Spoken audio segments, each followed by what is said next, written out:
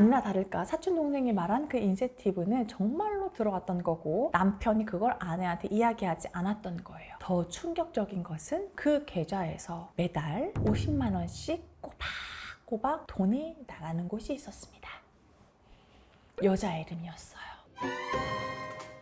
안녕하세요. 여러분의 입장에 맞는 맞춤 솔루션을 제시해드리는 양나래 변호사입니다. 자, 결혼하면 부부가 경제 공동체가 된다는 건 너무나 당연한 이야기입니다. 우리가 열심히 맞벌이해서 잘 살아보자 이렇게 얘기를 했는데 내 배우자가 알고 보니 돈을 조금씩 빼돌리고 있었다면 상상만 해도 너무 열받을 것 같죠? 오늘 바로 이와 관련된 사연입니다. 과연 배우자가 돈을 어디로 그렇게 찔끔찔끔 빼돌리고 있었을지 사연 바로 시작해 보도록 하겠습니다. 네, 우리 사연자분은요, 결혼한 지 3년 차 된 30대 중반의 여성분이십니다. 요즘에 결혼하고 나면 돈을 따로 관리하는 부부도 있고 혹은 같이 관리하는 부부도 있고 여러 가지 형태의 이제 경제 관리가 있는데요. 우리 사연자분 같은 경우에는 결혼 생활 초기부터 아내가 전담해서 가정경제를 꾸려가는 식으로 합의를 했다고 하십니다. 매달 월급날이 되면요, 아내도 아내 급여가 얼마인지 밝힌 다음에 남편 급여하고 합해가지고 고정생활비 통장에 생활비 넣고 저축할 거 저축하고 여러 개로 통장도 쪼개가면서 알뜰살뜰하게 가정경제를 꾸려나가셨다고 합니다. 그렇다 보니까 조금씩 돈이 모이는 게 눈에 보이기도 하고 집도 살 수 있겠는데 하는 마음에 아주 즐거운 마음으로 가게를 꾸려오셨던 거죠. 그래서 누가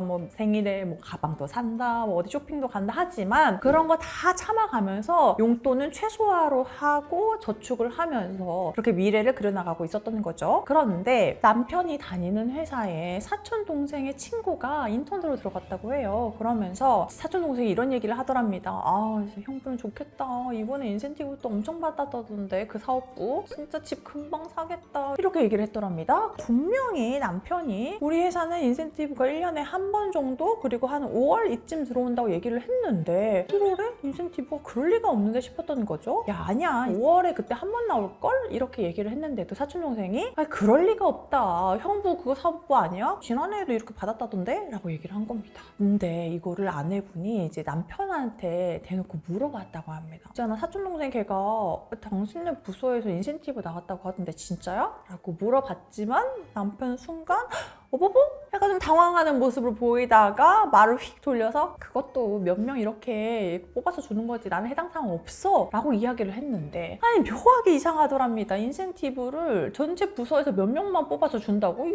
이상한데? 이런 생각이 들었던 거예요. 그래서 그러면 안 되는데 남편이 자고 있을 때 몰래 남편의 핸드폰을 열어서 금융 어플을 켰다고 합니다. 그런데 요즘에는 계좌 통합 관리가 돼가지고 은행 어플 하나만 들어가면 전체 계좌 관리가 뜨잖아요. 그래서 전체 계좌를 살펴봤는데 아내가 모르는 계좌가 있다는 걸 알게 됐습니다. 그때부터 느낌이 왔죠. 그 계좌를 클릭해서 봤습니다. 아니나 다를까 사촌동생이 말한 그 인센티브는 정말로 들어갔던 거고 남편이 그걸 아내한테 이야기하지 않았던 거예요. 더 충격적인 것은 그 계좌에서 매달 50만 원씩 꼬박꼬박 돈이 나가는 곳이 있었습니다.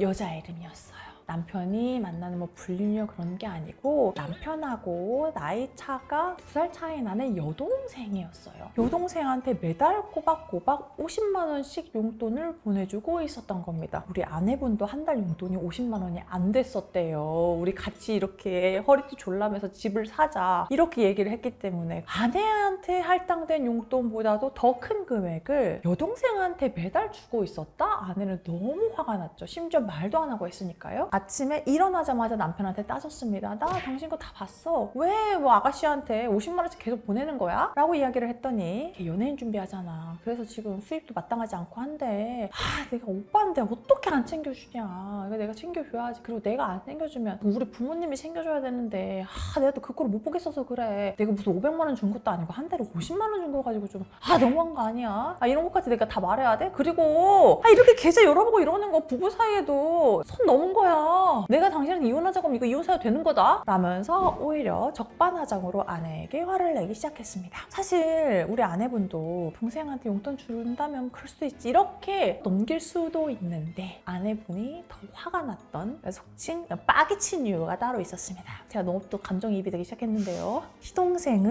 그러니까 우리 아내분하고도 나이 차가 얼마 나지 않는 거의 또래입니다. 그런데 우리 아내분 열심히 경제활동하고 있죠. 그런데 이 시동생은요 약간 외모가 예쁜 편인가 봐요. 그래서 나는 연예인을 해야 된다 아니면 못해도 잘 나가는 인플루언서가 되어야 된다고 하면서 경제활동은 아예 안 하면서 맨날 꾸며서 사진 찍고 인스타 올리고 알바라도 하라고 하면 아니 내가 왜 알바해 내 이미지 소모되게 이렇게 얘기하면서 알바도 안 해. 집에서 땡가 있어. 근데 그 와중에 뭐 몸매 관리한다고 필라테스는 해야 된다고 해. 미칠 노릇인 거죠. 정말 답답하게 생각했던 거는 시부모님도 그거에 대해서 가타부타 이야기하지 않고 그래 네 인생 네가 사는 거지 알아서 해라 이렇게 해왔던 거예요. 그러니까 아내분 입장에서는 좀 불안했던 거죠. 왜냐면 가족 중에 한 사람이 제 몫을 잘 못하면 언젠가는 누군가한테 떠밀려올 거라는 불안감이 있었기 때문에 아니나 다를까 내 남편이 30살이 넘은 동생한테 매달 그렇게 용돈을 주고 있었다고 하니 너무 화가 나는 거죠. 그래서 이제 아내분도 그럴 거면 내 동생한테도 용돈을 줘야겠어. 그럼 똑같이 50만 원씩 용돈 주자라고 했더니 남편이 당신 동생은 멀쩡히 회사 다니고 돈 잘 버는데 내가 돈을 왜 줘? 라고 얘기를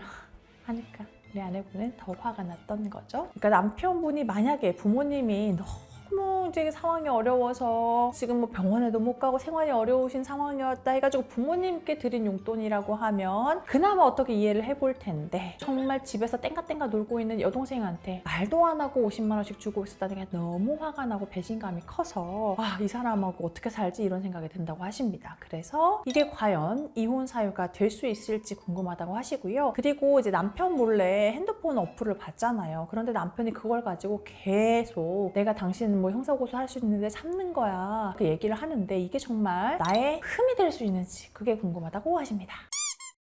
네, 제가 이렇게 사연을 소개해드렸는데요. 지금 자세가 지금 싸우자는 자세인데 일단은 이게 이혼 사유가 되고 안 되고를 일단 떠나서 너무 화가 나죠. 이게 말이 됩니까? 일단은 이게 이혼 사유가 될지 살펴봐야 되겠는데요. 일단은 신뢰를 깨트리는 행동인 것은 맞는데 만약에 이것만 단독으로 이혼 사유로 주장한다고 하면 아마 판사님도 다른 유책 사유가 있는지 더 주장하라고 할 것 같습니다. 그 말인즉슨 뭐냐면 부부관계를 앞으로 쭉 이어나가지 못할 정도의 중대한 사안이냐를 봤을 때에는 그렇지 않다고 판단될 가능성이 조금 있다는 거죠. 물론 매우 화난다는 것은 제가 깊이 공감하고 있습니다. 저였어도 진짜 너무너무 화가 나가지고 신우이한테 준 돈 그대로 돌려받고 싶은 마음이 들 것 같기는 하는데 그런데 진짜 학원비 내준 거면 내 말도 안 해. 그렇지 않아요? 뭐 자격증 공부하고 있어가지고 애가 진짜 열심히 공부하고 있어. 그러면 학원비 줄 수 있지. 뭐 챙겨줄 수 있지. 근데 놀고 있잖아. 화가 나죠. 근데 이렇게 화가 나는 것과 별개로 이제 남편이 막 채무를 막 일으켜가지고 빚을 져가면서 돈을 대줬다거나 혹은 뭐 한 달에 500만 원 이렇게 가게가 휘청휘청할 금액을 준 것은 아니기 때문에 배우자의 유책이 크게 되긴 조금 어려울 것 같기는 합니다. 화가 난 상황이라는 것은 이해가 가고 남편분이 부디 진짜 정신 차려가지고 안 그러셨으면 좋겠네요. 그렇게 돈을 자꾸 이렇게 찔러주니까 정신 못 차리고 그러고 있는 거예요, 동생이. 저는 제 동생한테 용돈을 안 줍니다. Your way, my way, different way.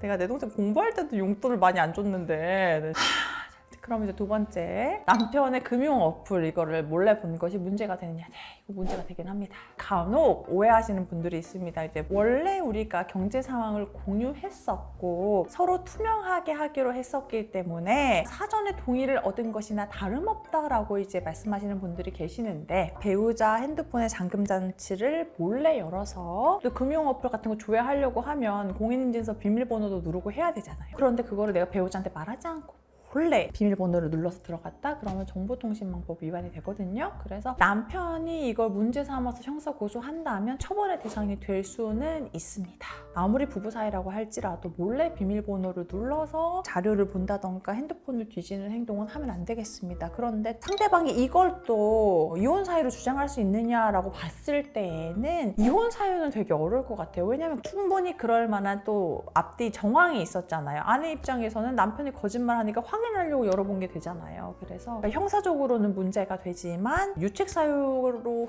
주장하기에는 좀 어려움이 있지 않을까 이 생각이 듭니다. 네, 제가 오늘도 이렇게 사연을 소개해드렸는데요. 이거 어쩔 수 없이 부부 사이에는 돈과 관련된 문제가 생기면 이게 또 답답하기도 하고 약간 빈정이 상하기도 하고 상대방이 조금 너무했어 근데.